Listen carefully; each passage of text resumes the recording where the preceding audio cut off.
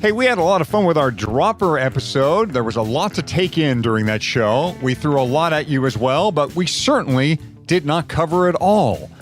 We mentioned that our friends at Pro have a dropper, and we want to take a moment to highlight what they have. Yeah, we have mentioned Pro dropper posts many times on the show, actually, but mostly in the context of using them with their saddles. But the fact is, Pro has a lot of dropper posts to choose from. Now, it should be pretty easy to figure out which model you are after. The lightest and shortest travel is the Pro Tharsis dropper. 100 millimeters of sync on the Tharsis with internal cable routing. The Tharsis that comes in 3 diameters, and it's one of 2 in the Pro lineup that fits a 27.2 seat tube.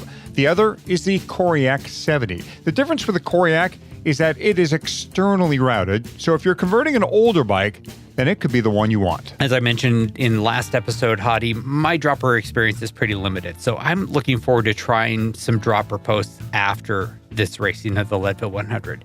We said it during our last episode, in the dropper episode, it's getting pretty late in the game here, and your equipment should be dialed in place, and you should be comfortable with what you've got. But if you are interested in getting a dropper for next year or just for the fun part of the racing season, and you want something you can trust, then it's hard to beat Pro. Any of their models would be a good choice. So if you haven't heard our dropper show, go back and listen to episode 16. In the meantime, head to probikegear.com and get a look at their dropper post offerings and all the great stuff from our friends at Pro. And thanks, as always, to Shimano. That's bike.shimano.com. for being the title sponsor of this show. 3, 2, 1.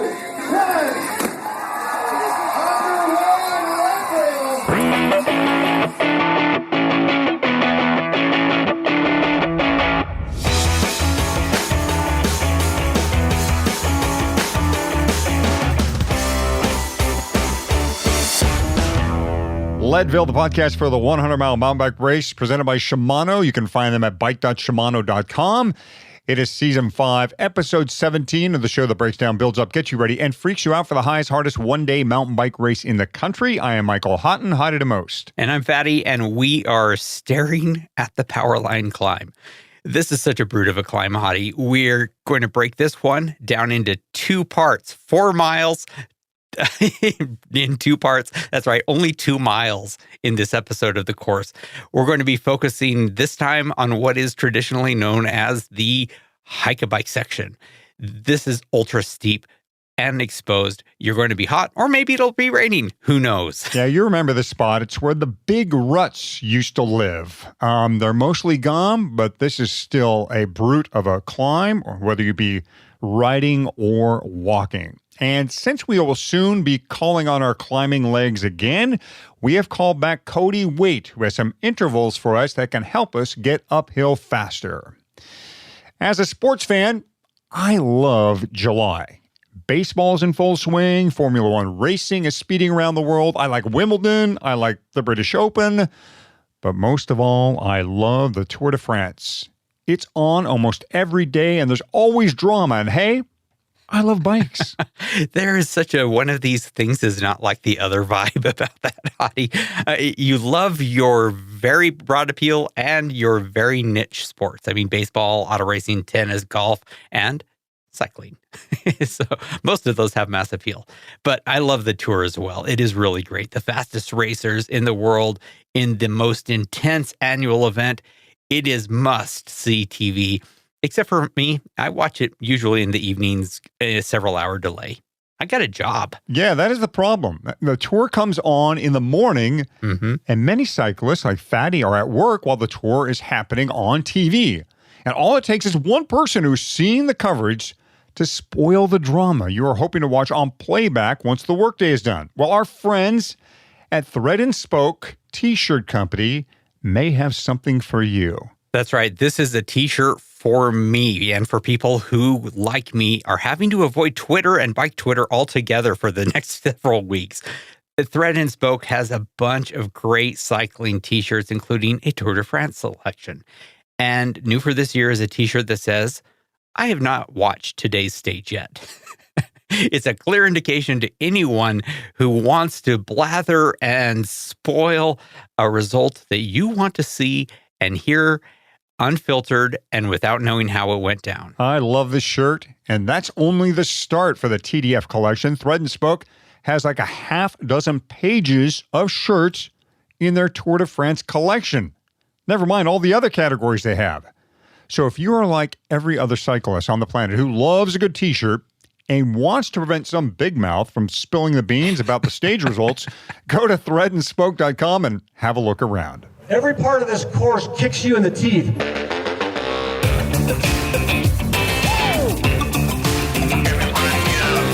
This is the course. We are talking you through what you need to know to have the very best possible day on the second Saturday in August, from that shotgun blast to the moment you roll up the red carpet, and of course that trivial 105 miles in between. Ah, Powerline, how we love thee, or not. And this really is a cruel transition, Fatty. We were just on pavement, rolling pretty good. Maybe you just got a Coke near the fish hatchery, and suddenly you are face to face with this beast of a climb. Oh yeah, this is the part of the race I dream about. It is the part of the race I have nightmares about. You're into the last fifth of the race, but man, what a fifth! Especially this next 4 miles. Let's start with that magic number for the Powerline Climb. It is 4. From the time you turn off the pavement to the top of the Powerline is 4 miles. No more, possibly a tenth of a mile less, but don't let that play in your head. Just go with 4, right? Put all that out of your head and look ahead. Look at your GPS as you make the turn, and it should be at around mile 80.5. Of course, your mileage may vary. Yeah, not every GPS is the same, so the numbers we're giving you are what mine showed last year, but it's going to be really close to this. But what it means is for the next 4 miles, your life is going to be difficult. Very simple, but difficult. It's worth memorizing the number 80.5 to 84.5, or whatever you start with. There are going to be any number of false summits during this 4 miles, and you will probably start playing games in your head saying, you know, that may be the summit. I think I'm about there, but you're not. You still have, it is 4 miles. And until you've done that 4 miles, it is best to just accept the reality. 1,400 feet of climbing is ahead of you. Honestly, Hadi, I was kind of surprised when I was doing the math. I had to go and double check. I was like, the power line from the base to the summit is only 1,400 feet. It feels like a lot more, right? Yeah, and I think it has to do with some of those brief downhill moments you get, and then boom, you're back going uphill again. So it really does kind of sucker you into believing, is this it? And then no. Was that it? Yeah, no.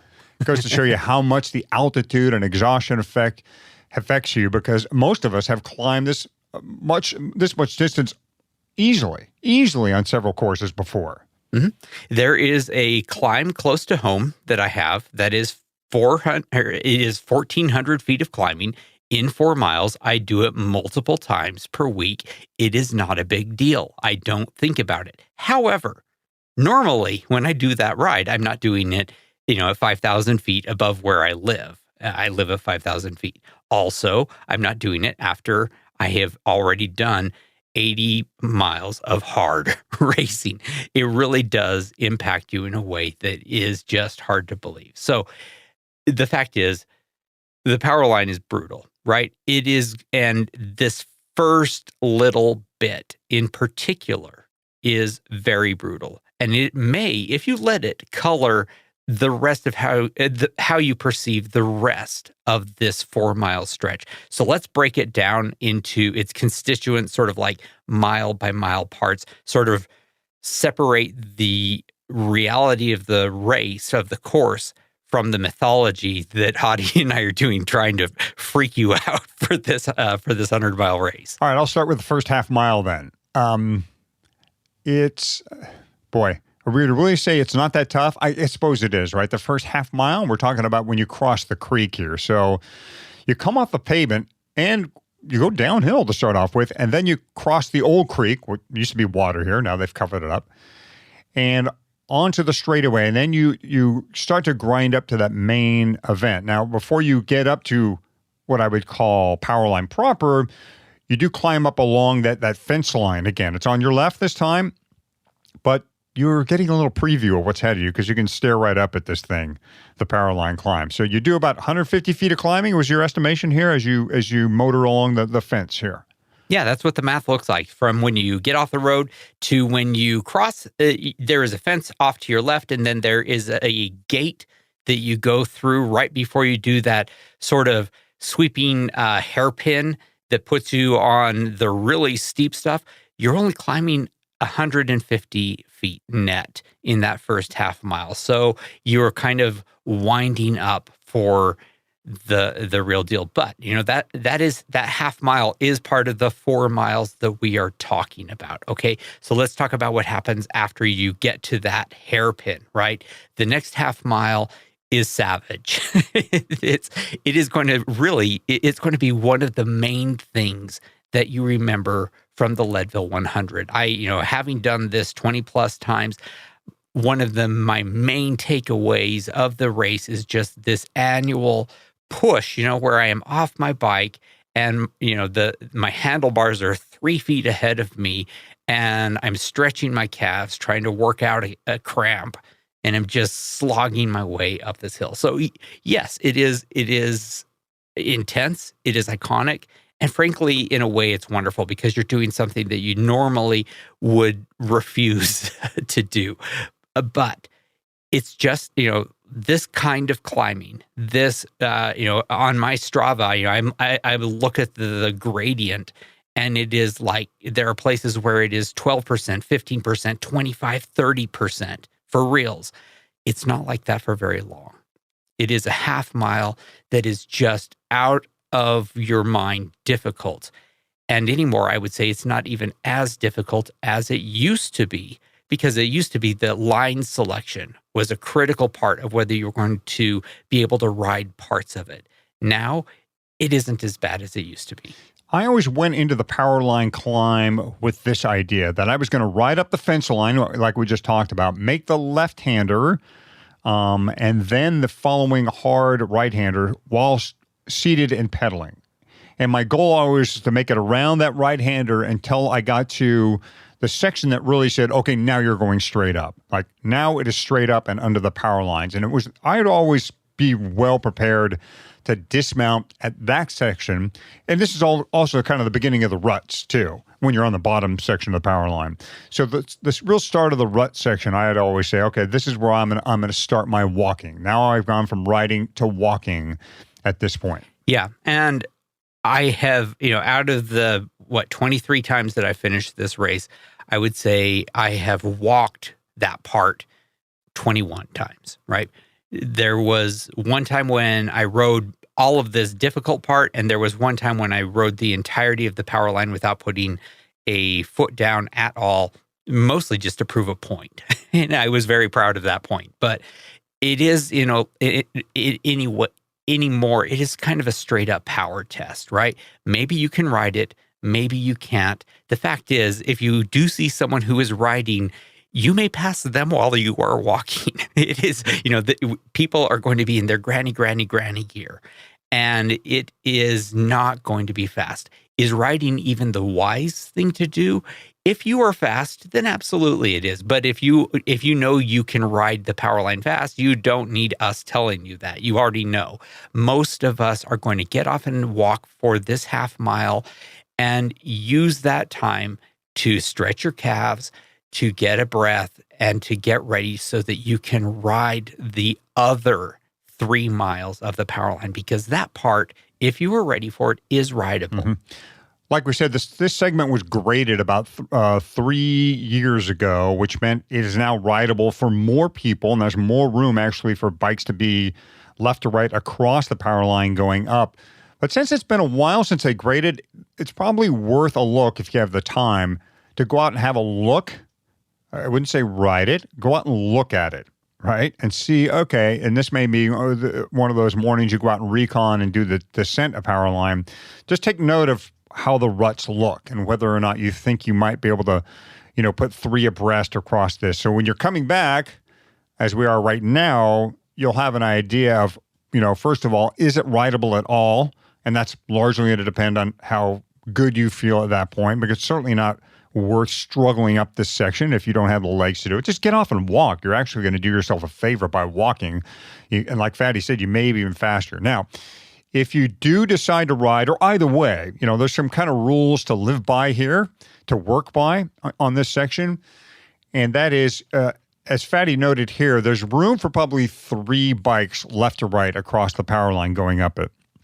So the idea here is if you are a walker, move to the right and give those folks who do want to try and clean this thing, all the room possible to move left and right across the trail as they're trying to get their bike and themselves up the power line. So again, if you're walking, good idea to move to the right. And if you're trying to ride this thing, occupy the left half or the left 2/3 of the power line. Right. Yeah. Treat it like a freeway, right? The slower people in the right lane.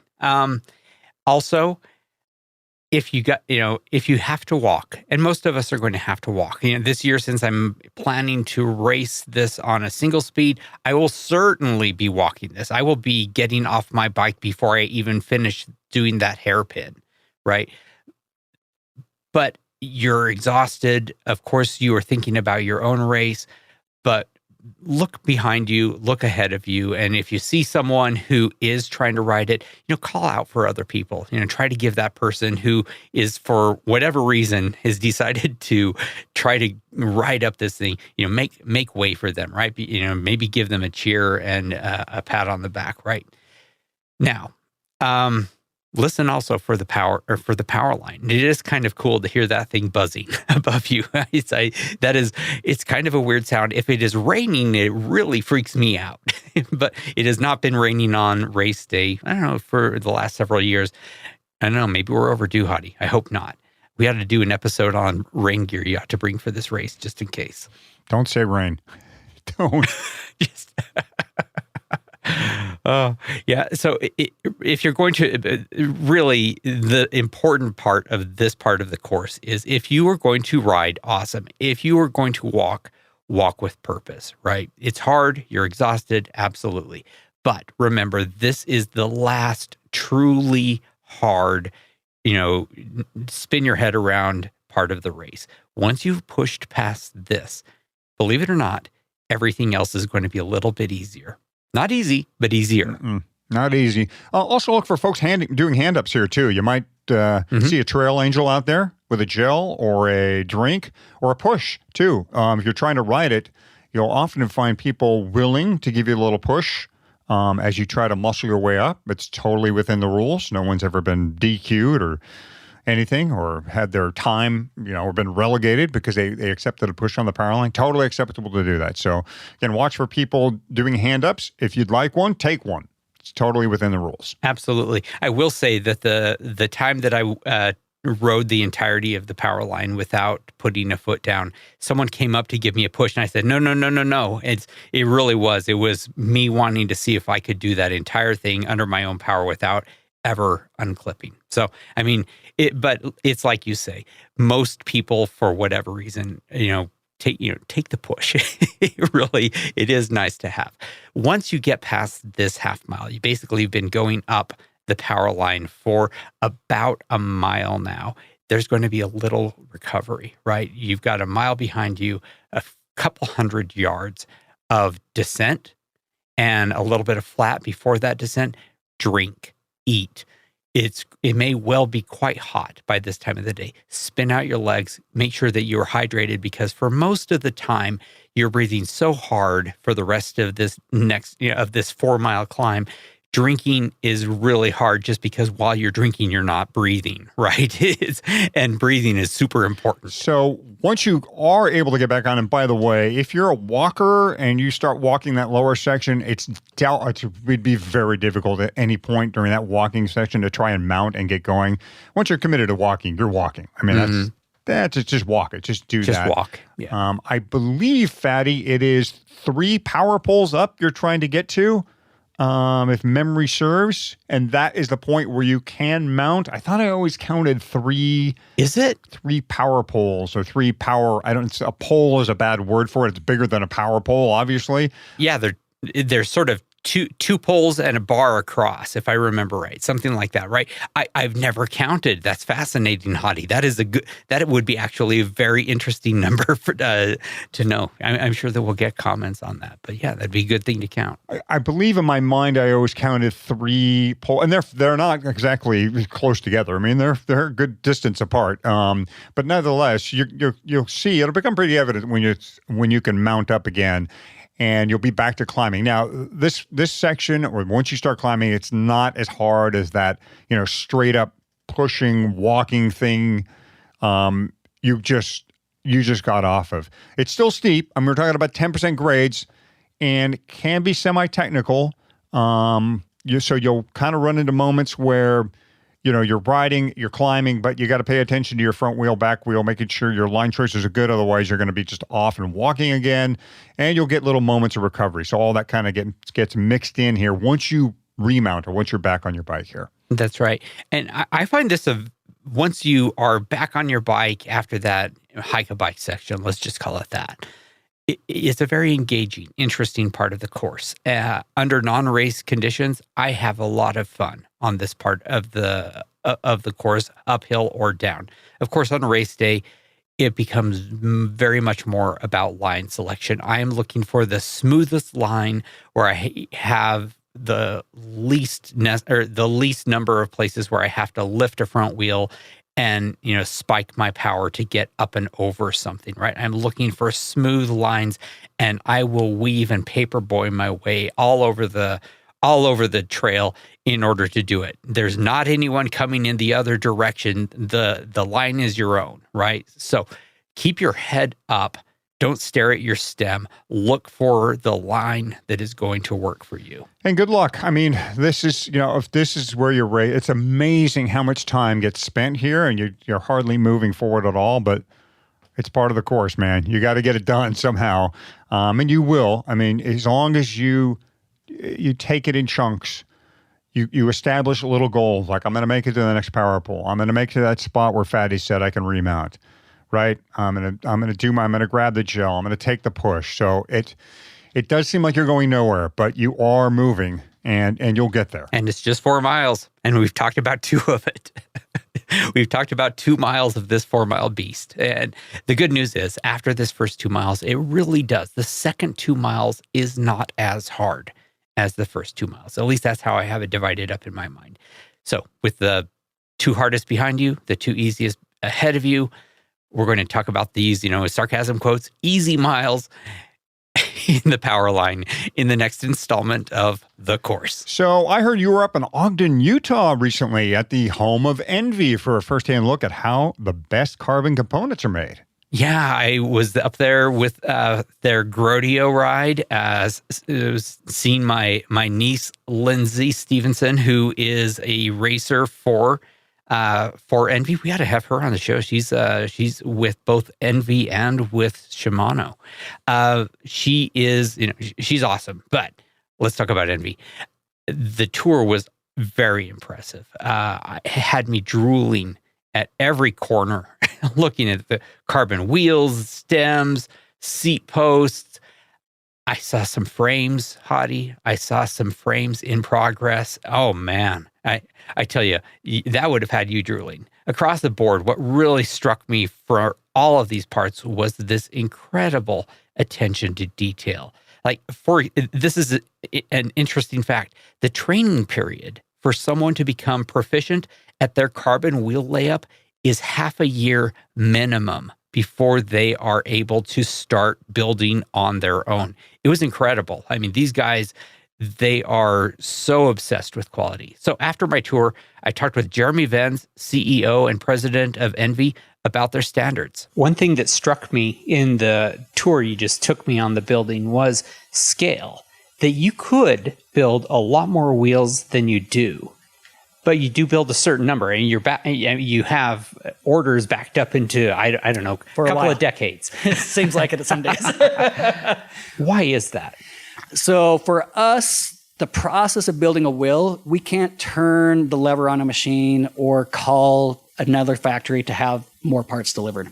For us, our production is based completely on the scale and how fast we can ramp that production in-house. It's a very manual labor process. It's a very skilled process, and getting employees and growing them with the skill level and the quality they need while we're still maintaining the quality that we want to make sure we're delivering to our customer has to happen at a ramp rate that we can control and feel comfortable with. And throwing something out into the world that we're not comfortable with the quality or the end result is not an acceptable answer to us. So for us, it's people driven, it's product driven, it's technology, but making sure it's done in the right way.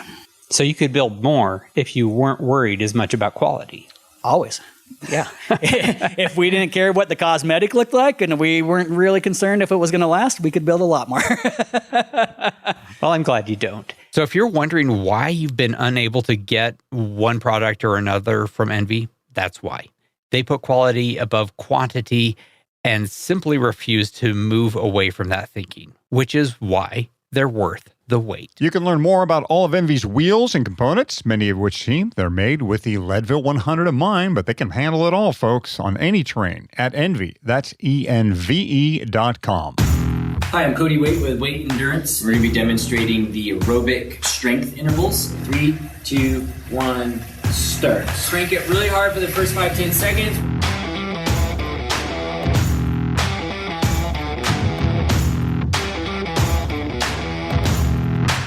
Cody Waite, thanks for coming back and being on the Leadville 100 Mountain Bike Podcast. Man, the fitness has got to be coming around now. I mean, I think all our riders should start to feel like not so much riders, but racers at this point, right? Racing is in our blood. And so what are we trying to do now to get totally race fit? Yeah, absolutely. I mean, as of this recording, we're about 5 weeks out, I believe, give or take, of race day. So assuming you've been training, you should be starting to feel extremely fit about now. And we have, I like to leave about a 2-week taper window, and we'll talk about that in the next episode that you have me on. But prior to that is like the final few weeks of really building that big fitness, as I like to call it.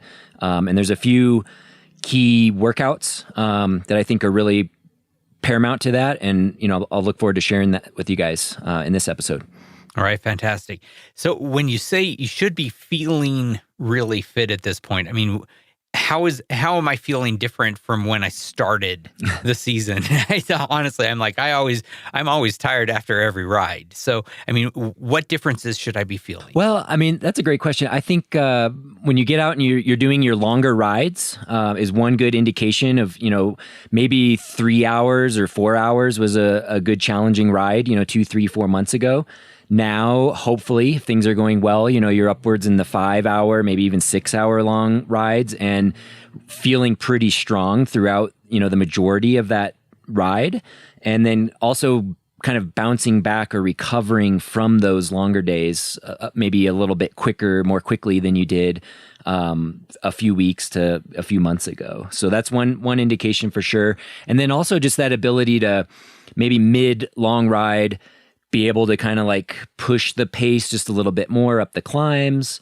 If you have climbs, where you're training at, and, and just feeling good that way. And it almost becomes like you're having to, in some cases, sort of hold yourself back. Like you're getting fit, so you're like eager to push it. And there are times still in the training program to push it, and we'll talk about that here in a few minutes. But, the majority of our work, as I've talked about in the past, should be more in that aerobic nature and, having to sort of like pull in the reins, to, rein ourselves in a little bit from that's a good indication that, fitness is high and you're feeling good. All right. Yeah, that is a feeling that I do totally see in myself. I love to, to completely let it go. And it is difficult sometimes in one of my weekday workouts to sometimes pull it back, keep it at the level that you are setting. So good to know. Okay, feeling better about myself. When we last spoke, Cody, you had us lengthening our rides out. We were doing much more Leadville-like rides and as far as length and how hard we were going. What changes now as we reach this 5-week window before race day? Yeah, so these last few weeks of good quality training, the training is going to become the most race specific, the most Leadville specific. So going way back, if you were following my program, we were doing a lot of short, high intensity, even some anaerobic kind of stuff, a lot of strength training, things that were very, let's just say, un-Leadville specific in terms of an intensity standpoint. And then in the middle portion, like we talked about last time, we were getting longer endurance rides. And now we're finally going to hit that place in our training where we're going to be targeting those energy systems that we're going to rely heavily on event day. And the bulk of that is threshold training. And that's what we're going to talk about here in a minute. And then also those final few, possibly really long rides that I think are super valuable. If someone has time for those in their program, if their family and work life allows them to get out for those like extra long Saturday or Sunday rides, a few weeks before the race like this, that's the time when you're going to get those in, and that's going to really solidify that, all day endurance. Yeah. So threshold training, there's a tricky word. There's a tricky term. There's all kinds of thresholds out there, Cody. There's, lactate threshold, anaerobic threshold. There's my threshold for pain, so what thresholds are we talking about here as we enter this window? Yeah. That threshold, the term threshold is so overly used perhaps, but basically there's two types of thresholds. There's the threshold that most people are familiar with. That's sort of the lactate threshold or anaerobic threshold. Those are relatively synonymous. VT2 in the scientific terminology, ventilatory threshold 2. These are all very synonymous. This is in a simple recap, the point at which intensity levels rise. We're always accumulating or building up lactate in our blood lactate. You get to a point where our body metabolizes that blood lactate and uses it for energy, but there becomes a point in the intensity span where you're going hard enough and producing more blood lactate than what your body can metabolize, so it starts to gradually accumulate. And then the harder you go, the more rapidly it accumulates. So when you're going really, really hard for short durations, you can only hold that for a short period of time because blood lactate spikes so much. Well, this anaerobic threshold or lactate threshold is that level where you're kind of on that like balance point of metabolizing all that lactate, or it's maybe just building up gradually.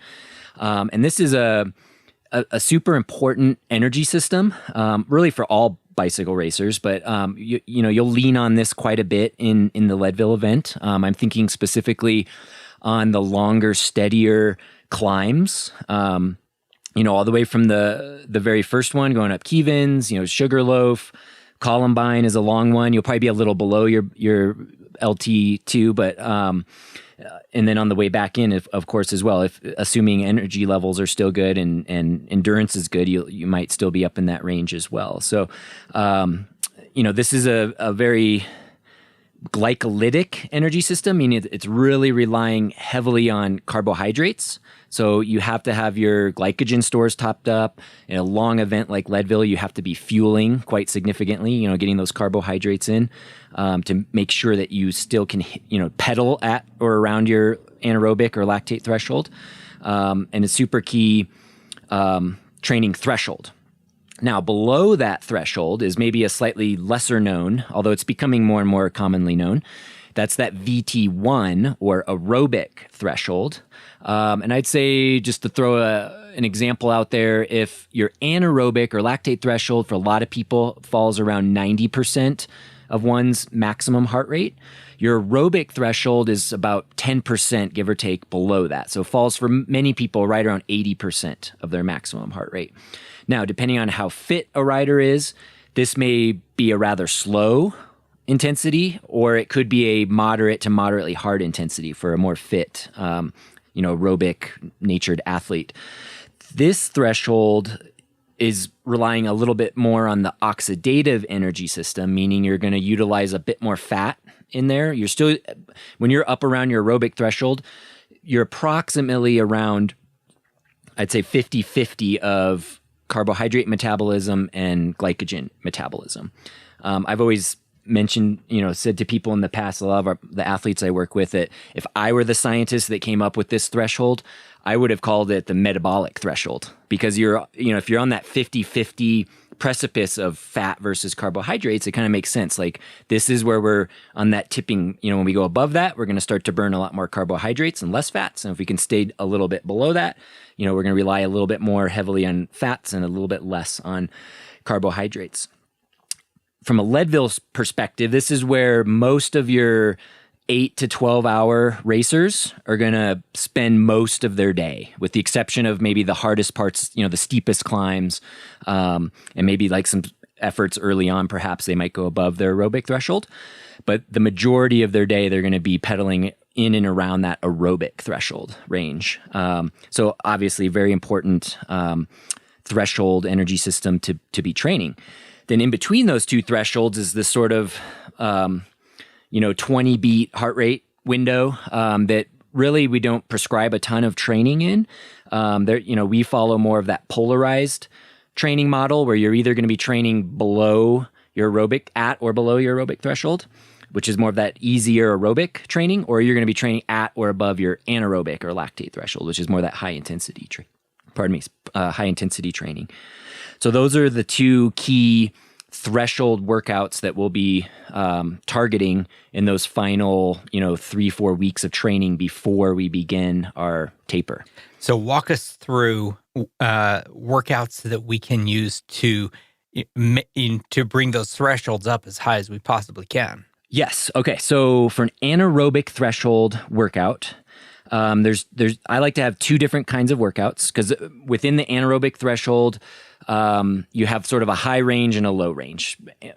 Anaerobic threshold for someone training with power is going to be around one's FTP, or hour power, or what we call our 64-minute power, on the lower end, and then pushing a little bit above that, maybe about 6 or 8% above that. So 106 to 108% of one's FTP will align more closely to one's, what we call a 32-minute power. So it's a little higher power. And within that range is that anaerobic threshold, and that's what we're training.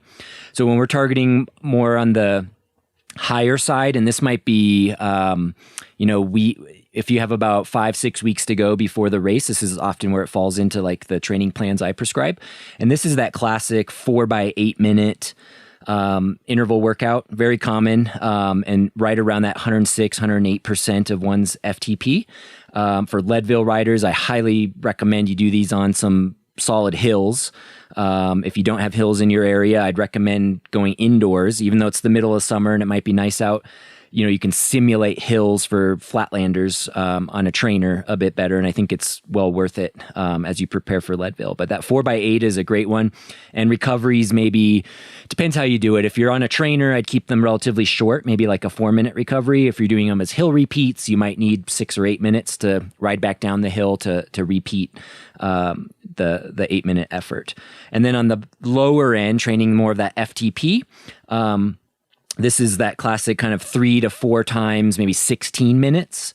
And it can even be upwards of 20 minutes, but 4 times 16 minutes equals 64 minutes, which is what we align our power prescription to.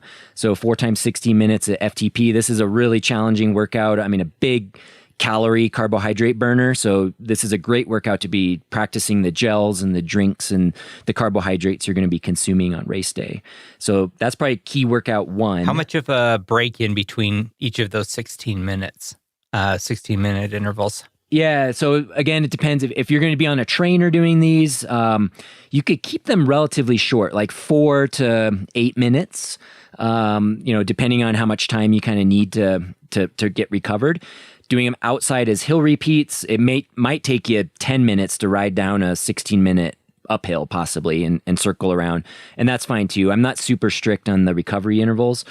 Just getting those minutes of good quality power output, good quality work at that anaerobic threshold. So that's workout 1. Then moving closer to the race, kind of the final couple of weeks of focused training before the taper begins is when I like to really tackle that aerobic threshold. And I'll sprinkle in aerobic threshold training throughout the entire training program, usually once or twice a week. Also for time-crunched athletes that can't maybe get out for like a 5 or 6 hour weekend long ride, or can't get more than like a 2-hour ride during the week. Doing some intervals at one's aerobic threshold is very useful because you can get a good quality workout in a fairly condensed time window. And you can do it on the trainer pretty easily as well if you're needing to stay indoors. But those final big aerobic threshold workouts is when you're going to be pedaling, you're going to be pedaling uphill at about 80% of your max heart rate. So again, this might be moderately hard for a fit rider, and this might be fairly easy for a not so fit aerobic rider. That's why I like to focus on heart rate rather than power, because if you prescribe power for aerobic threshold, for the less fit rider, it tends to make them pedal too hard and just sort of like grinds you down into a hole rather than building up fitness. And then if you go by power for a really fit rider, maybe it's not quite hard enough, possibly. So I like targeting around 80% of max heart rate. And then these are the really long intervals. These are 20 minutes to 40-minute long intervals, ideally, again, up a hill if you have that long of a hill where you live. And even better, doing them at altitude is the way to do it. You know, if any of the people that are lucky enough to either live at altitude or get out to Leadville, a month ahead or 6 weeks ahead, I know there are a few, lucky them, but doing these at the high elevations is a great way to really fortify that Leadville fitness. So within an aerobic threshold workout, you might get upwards of 2 hours worth of these intervals. So maybe 3 or even 4 times would be more than 2 hours. But yeah, 3 40-minute intervals is kind of a good solid workout for sure. And again, a big calorie burner, carbohydrate burner. So perfect to practice those gels and drinks that you're going to be using on race day as well. And Cody, it sounds like aerobic threshold is basically our race pace, our average effort. I would say so. Out on the Leadville course. Yeah. Is that about right? For a fit rider, like I said, probably the 9 to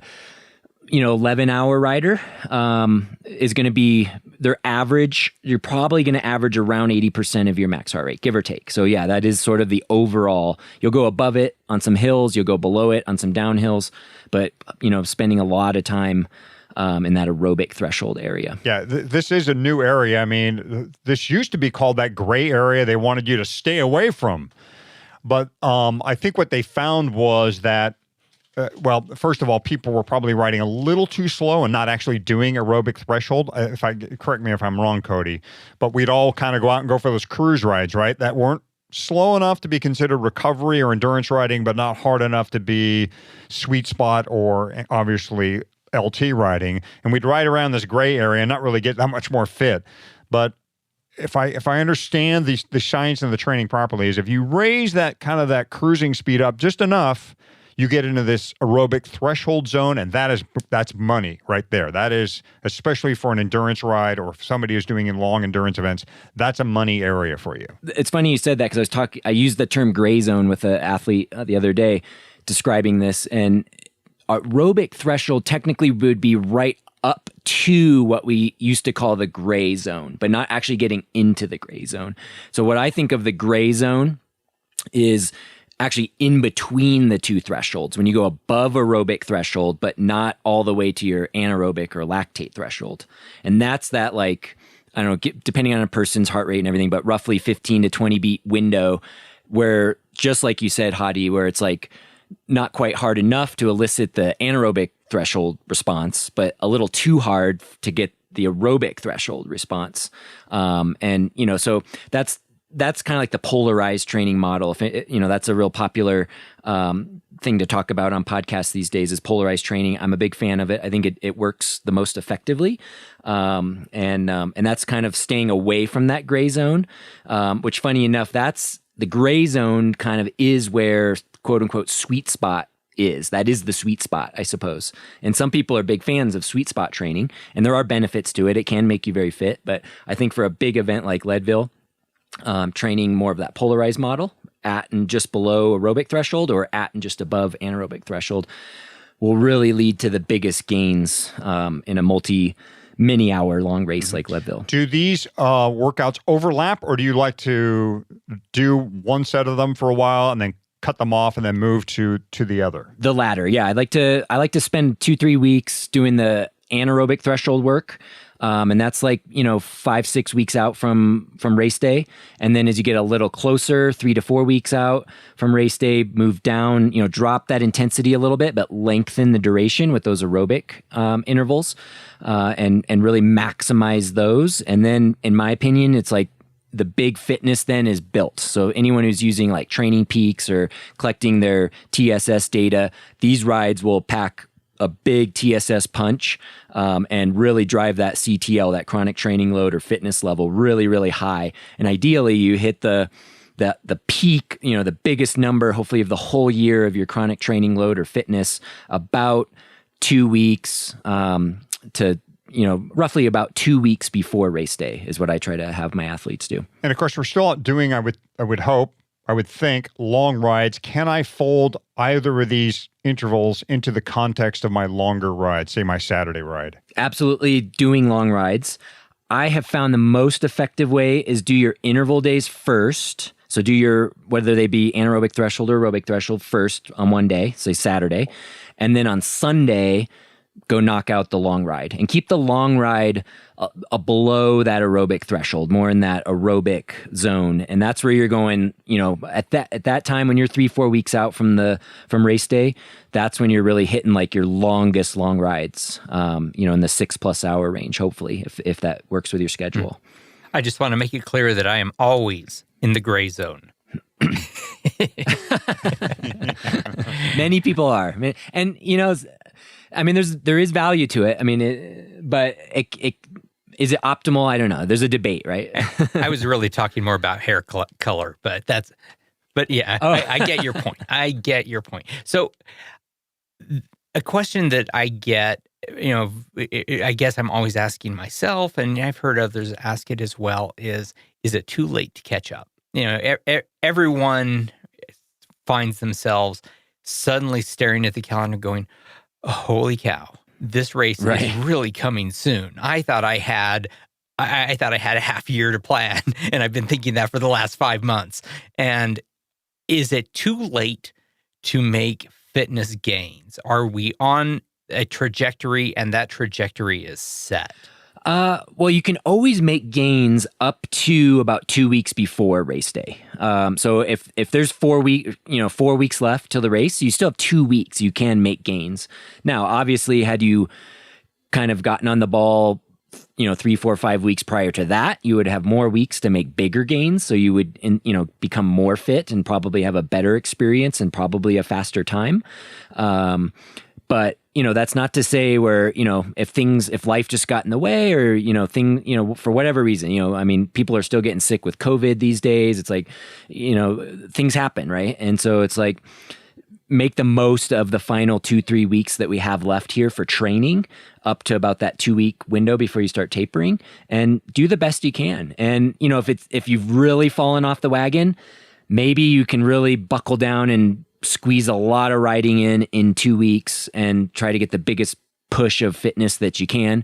And then you have that 2 week taper to recover from that. And, that strategy will work. But, it's always better to have more weeks of training than less, but sure, it's never too late until you're inside 2 weeks. Then it's too late. Got it. So if you are trying to do a little bit of, catch up homework, so to speak, these are the workouts that you would prescribe. For sure. Yeah. I think if there was only one workout at any time of the year, honestly, those aerobic threshold rides that's the money workout for a big aerobic event like Leadville. You could get so fit if all you ever did was aerobic threshold workouts for, week in and week out. Would you get a little tired of them? For sure. So that's why we like to break it up and do different things. But you could get really, really fit. I once historically, anecdotally spent, I think I did 8 weeks of 2 to 3 times a week aerobic threshold workouts. And I got extremely fit at the end of that. That was the COVID year when there was no racing. So it's like, let's just train like crazy and see how fit we can get. And I got really fit. I didn't get to test it in a race, but yeah, the aerobic threshold is definitely the money workout for a big aerobic event like Leadville. Hey, Cody, you talked about the emerging idea of aerobic threshold. When I was doing a lot of interval work, it was before that term had ever come around. Mm-hmm. And I got myself in the best shape. Now, it was race shape. It was more road racing shape by doing a lot of lactate threshold work. Now, again, we didn't really know about that aerobic threshold. and the shape I got wasn't necessarily endurance, long distance, race pace, Leadville type shape, but I did become a hell of a good climber for, my power to weight because of that. Now, so what I'm asking is, I do have a question here, is the lactate threshold workout, is that my climbing workout? Is that my climbing prowess in that zone? In a lot of sense it is, but so is the aerobic threshold. And I mean, in fact, ideally you do all your intervals, across the whole buildup on hills, to make you a better climber, because there's no bones about it. Leadville's a climber's race. But yeah, the anaerobic threshold, where you're at or just above your, FTP or lactate threshold, is what makes you a good, steady climber for sure. That's builds that, beyond the diesel engine. I always think of the aerobic threshold as like the diesel engine training, and then the anaerobic threshold is putting some, higher octane, the ability to accelerate a little bit and push it a little bit, that little bit higher intensity on a climb for sure. I mean, Fatty, where I would work out a lot was time trialing. And that's a little lower than what Cody's talking about. Time trialing, an hour-long time trial, the 40K time trial was what I tried to work out a lot. It made me a great climber. I probably could have been a little better if I pushed that up to where Cody's talking about, that anaerobic level. But, man, if you can do 40K time trials, you're probably going to bring some good fitness, or at least climbing fitness, to Leadville. And I think that's that area we're talking about. Yeah, 40K time trialists are usually good climbers, too, on a long, steady climb, for sure. On the long, steady, yeah. We can't go with the accelerations all the time, and I'm obviously having revisionist thoughts here about my road racing days. But we can do the long, steady stuff. And again, Leadville, that's what Leadville is. Yep. So, of course, there's more to a successful day on the course than just the interval and recovery itself. Tell us what else we should be thinking about right now. I mean, those long rides are super critical. Beyond building like quote unquote fitness, you really have to beef up other aspects, right? You got to get your butt used to being in the saddle for, 6+ hours. You got to get your neck used to that, your arms, all your back, all that sorts of things. You really you need to train your gut. I know you guys have spoken with, on the nutrition side of things with, over the years, and done an excellent job with that. And this is the time you hopefully have that pretty well dialed in, and now you're practicing it. And that goes a long, long way. To making a good day out there. And then recovery as well. And then recovery, right. Absolutely. And recovering in between these, threshold workouts and the long rides. These are all challenging workouts. Even if they're 2 hours long, relatively short in Leadville terms, they're still, you're packing a big punch, and they take a lot out of you. So you need to make sure you recover appropriately. And then your daily diet needs to be good. So that helps with the recovery. And then really getting on top of like your sleep habits too. I don't know if you've done an episode on that, but I'm a big, the kids in our We Development team call me the sleep Nazi, because I'm very much adamant about like harping on them to get more sleep, and because it has such a direct effect on one's performance. And the closer we get to race day, the more important that becomes as well. So sleep, diet, and all revolving around recovery is key in these final weeks. Yeah, you'll remember, Hadi, a long time ago, 1 year, Jonathan Vaughters was kind enough to sort of coach me through the season, and more than workouts or food or anything else, he was specific about sleeping and getting a nap if I could, and getting a solid, honest 8 hours of sleep. And he was focusing that on me in particular, because he knew that was a problem area for me. Sleep is an issue, but it is. In general, for every racer, it is so easy to focus on the time spent on bike and the eating on bike and all of the on bike time.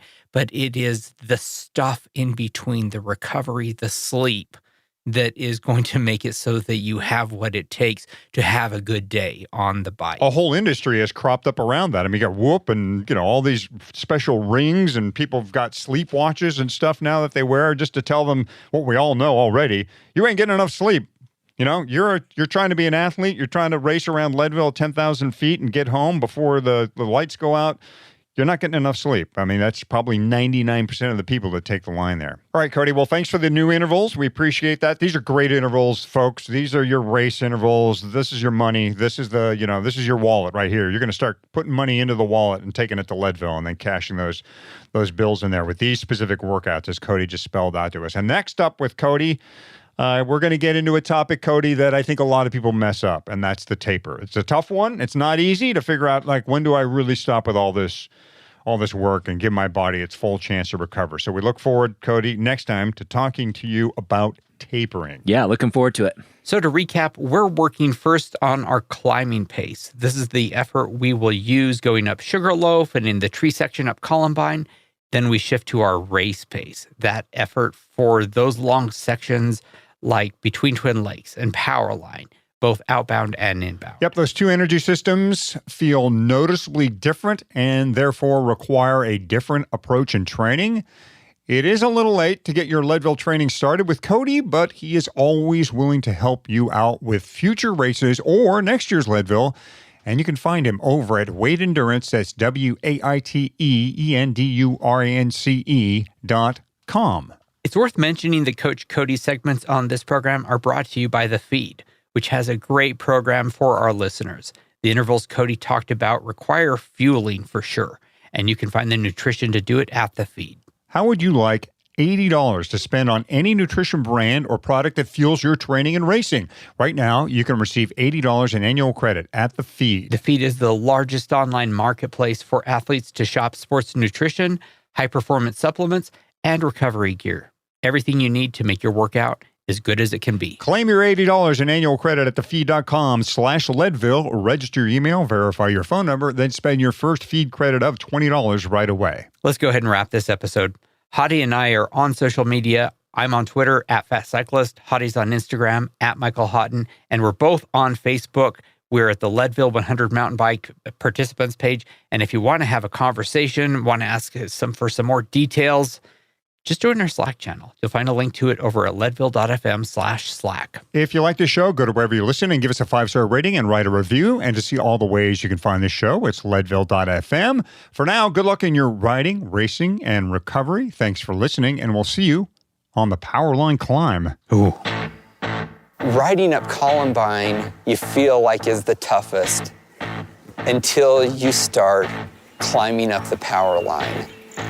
There is just a mental aspect to it that as you look up and you see everybody off their bike, we're all off our bike and we are just pushing our bikes, and our bikes are 3 feet ahead of us, and you're practically laying down, you're at such a steep angle.